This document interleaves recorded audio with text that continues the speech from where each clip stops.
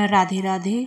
रस राज श्री कृष्ण अध्याय 13 में हम ये जानेंगे कि अगर मैं चेतना हूँ, परमात्मा का अंश हूँ, तब मेरे कर्म क्या होंगे।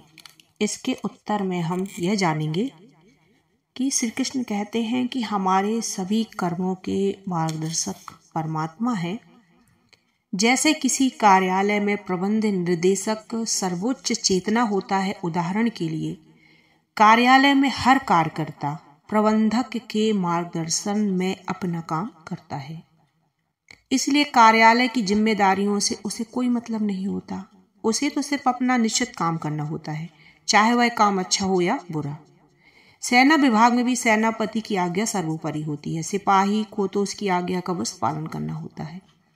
वह यह नहीं सोचता कि आज्ञा अच्छी है या बुरी, इससे उसको कोई फर्क नहीं पड़ता, उसे तो बस कर्म करना है।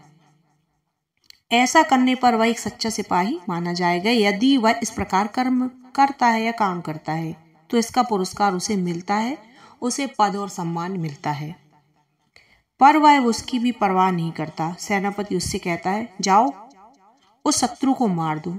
वह ऐसा करता है और इसका पुरस्कार भी उसे मिलता है। क्या आप सोचते हैं कि सिपाही को यह पुरस्कार किसी व्यक्ति की जान लेने के लिए मिला? नहीं, पुरस्कार उसे कर्तव्य पालन के लिए दिया गया।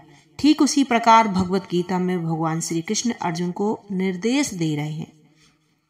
श्री कृष्ण सर्वोपरि आत्मा परमात्मा है। मैं आत्मा हूँ और परमात्मा का एक अंश, इसलिए मेरा कर्तव्य है कि मैं वैसा ही करूं जैसा मुझे परमात्मा से आदेश मिलता है।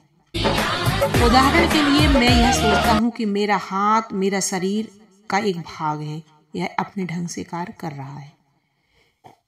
जैसे मैं चाहूं मेरे हाथों को, पैरों को और आंखों को काम करना चाहिए, इस प्रकार मैं अपने अंगों को आदेश देता हूं और वे उसका पालन करते हैं। अतः जिस प्रकार हमारे अंग हमारे शरीर के भाग हैं, उसी प्रकार हम भी उस परमात्मा के अंश या भाग हैं। और जब भी हम उस परमात्मा की इच्छा के अनुरूप कार्य करने के लिए अपने आप को प्रशिक्षित करेंगे, तब हम अच्छे और बुरे कर्मों से ऊपर उठ जाएंगे। यही सही तरीका है। अब इस विधि के पालन का नतीजा क्या होगा? नतीजा यह होगा कि हम जन्म और मृत्यु के बंधन से मुक्त हो जाएंगे। न जन्म न मृत्यु।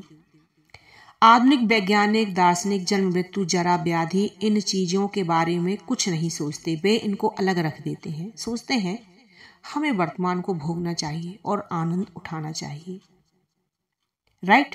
परंतु मानव जीवन का क्या उद्देश्य है? जन्म मृत्यु जरा और व्याधि के बंधन से मुक्ति का उपाय ढूंढना। क्या ढूंढना? उपाय। यदि किसी सभ्यता ने इन चारों समस्याओं से मुक्त होने का हल नहीं ढूंढा तो यह मानव सभ्यता नहीं है। मानव सभ्यता का उद्देश्य है इन चारों समस्याओं के पूर्ण समाधान का मार्ग ढूंढना। राधे राधे।